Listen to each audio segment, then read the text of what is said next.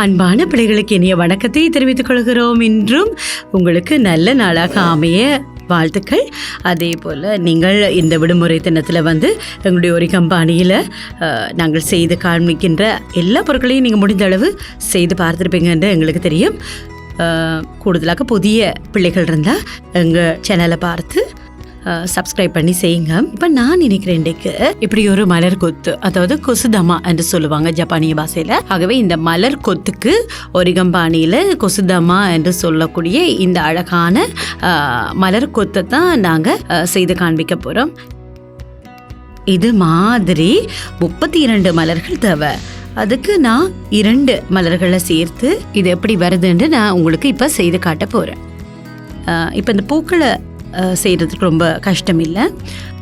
அம்மா அப்பா உதவி செய்தால் பிள்ளைகளுக்கு இலகுவாக செய்து கொள்ளலாம். இதே போல் ஒரு மலர் செய்து ஒவ்வொரு கலர்கள், அதாவது 2 நிறங்களை கொண்ட கடதாசிகளை செய்தால் இந்த 2 நிறங்களும் உங்களுக்கு அழகாக தெரியும். இப்போ நாங்கள் அழகாக செய்து எடுப்போம் பார்ப்போம். இப்போ நாங்கள் இதற்கு தனி நிறத்திலான கடதாசியில் செய்கிறதுன்னு சொன்னால் கரைச்சல் இல்லை. ஆனால் 2 கடதாசிகளில் செய்ய வேண்டும் என்று சொன்னால் வெளிப்பக்கம் உட்பக்கம் என்னென்ன நிறங்களை வர வேண்டும் என்று நாங்கள் கொஞ்சம் கவனமாக இந்த மலர்களை செய்தால் நல்லா.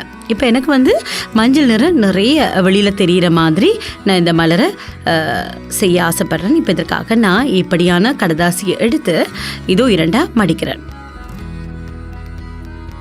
அதன் பிறகு இது திருப்பி இப்படி 2ஆக நாங்கள் மடிக்கிறேன். அதன் பிறகு இதை மற்ற பக்கம் திருப்பி வடமையாக நாங்கள் செய்வது போல முக்கோணம் வரக்கூடிய மாதிரி மடிப்போம். அதன் பிறகு இதோ இப்படியும் இந்த பக்கமாகவும் நாங்கள் முக்கோணம் வரக்கூடிய மாதிரி மடிப்போம். இனி உங்களுக்கு தெரியும், எப்போதுமே நாங்கள் இப்படி மடித்து இதோ இப்படி சேர்க்கும் போது அதாவது ஒரு சதுரம் போல ஒரு அமைப்பை நாங்கள் பெற்றுக்கொள்ளுவோம். இப்படி அழுத்தி எடுத்துக்கொள்ளுங்க.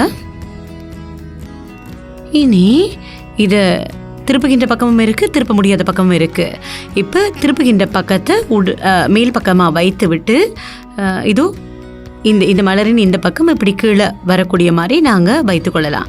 இப்போ நேர்கோடு இருக்குது தானே, அதுக்கு நேராக இப்படி கீழே இருந்து மேல் நோக்கி மடித்து கொள்ளுவோம். அதே போல் இந்த நடுக்கோட்டுக்கு வர மாதிரி இந்த பக்கத்தையும் நாங்கள் மடித்து எடுத்துக்கொள்ளுவோம். அதுக்கு பிறகு பாருங்க, ஏற்கனவே சொல்லி கொடுத்த மாதிரி இதோ நாங்கள் ஒரு மலரை செய்யும் போது இதை விரித்து இந்த நடுக்கோடு இருக்குது தானே, இந்த நடுக்கோடை இப்படி அழுத்தி எடுத்துக்கொள்ளுவோம். அதன் பிறகு இதை மீண்டும் இப்படி மடிப்போம். அதன் பிறகு இந்த பக்கம் இருக்குது தானே, இதையும் இப்படி கொஞ்சம் விரித்து இதோ நடு கோட்டுக்கு இப்படி இழுத்து இதையும் இப்படி மடித்தெடுத்து கொள்ளுவோம். அதன் பிறகு இதை மற்ற பக்கம் திருப்பி இதோ இந்த கோடு இந்த மேலே வர மாதிரி இப்படி மடிப்போம். அதே போல் 2 பக்கமும் இப்படி மடிப்போம். இனி இதோ இதே போல் இப்படி திருப்பி இப்படி மடிப்போம்.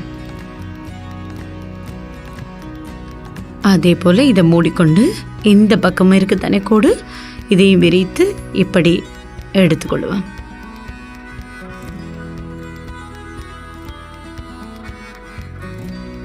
இதையும் மூடிக்கொள்ளுவோம். இப்போ பாருங்க, எல்லா பக்கமும் மூடிட்டேன். இனி விரும்பிய பக்கம் ஒன்று நீங்கள் திருப்பி செய்து இந்த இடத்துல இந்த கோடு இருக்குது, இதை இப்படி உட்பக்கமாக நடுவில் வர மாதிரி இப்படி மடிப்போம். இப்படி மடிக்க வேண்டும். இந்த வெள்ளை கலர் இப்படி தெரிகிற மாதிரி இப்படி மடிக்க வேண்டும். அதே போல் எதிர்பக்கத்தையும் இப்படி உட்பக்கமாக நாங்கள் மடித்துக்கொள்ளுவோம். இப்போ பாருங்கள், மேலே இந்த தெரியுது தானே, இந்த பக்கத்தை எடுத்து இப்படி கீழ் நோக்கி மடிப்போம். அதே போல் அப்படி வைத்துக்கொண்டு இந்த பக்கமாக திருப்பி ஏற்கனவே செய்தது போல் உட்பக்கமாக இப்படி 2 பக்கமும் மடித்து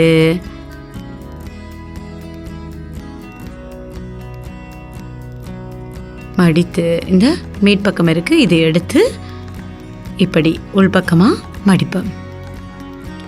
இப்போ பாருங்கள், இந்த கோடுகளை சரியாக அழுத்தி எடுங்க. அப்போது தான் அதாவது சரியாக இருந்தால் தான் இந்த மலரை அழகாக நாங்கள் எடுத்துக்கொள்ளலாம். இனி இதை இப்படி விரித்து இப்படி அழுத்தி கொஞ்சமாக இப்படி மடிப்போம்.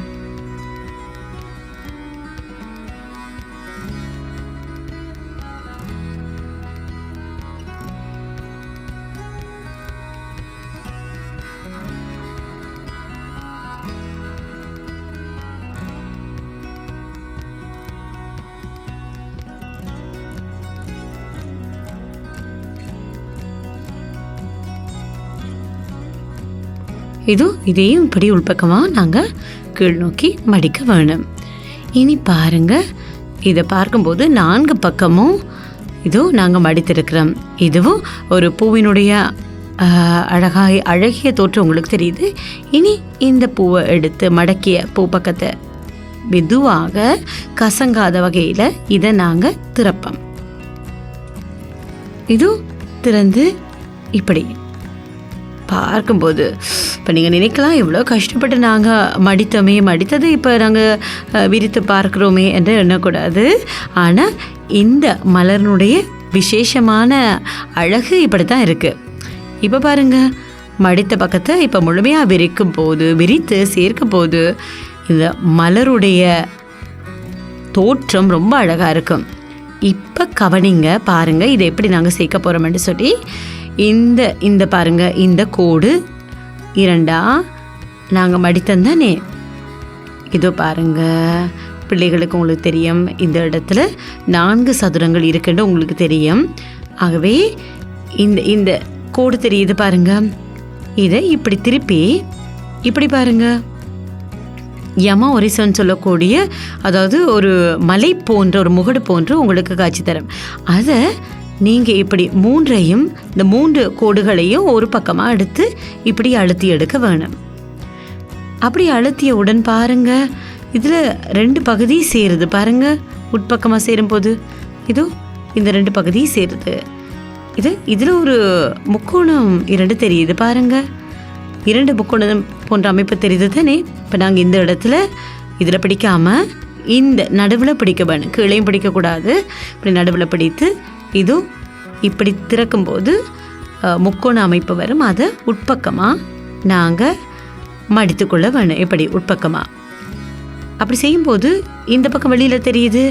இதையும் எடுத்து உட்பக்கமாக நாங்கள் மடித்துக்கொள்ள வேண்டும். இனி திருப்பி இதை இப்படி அழுத்தி கொள்ளுங்க. ஒரு பக்கம் நாங்கள் அழுத்தி முடிச்சு. இனி இந்த பக்கத்தை அழுத்தினா அடுத்த பக்கம் நாங்கள் மடிக்கும் போது எதிர்பக்கத்தை தான் நாங்கள் முதல்ல மடிக்கணும்.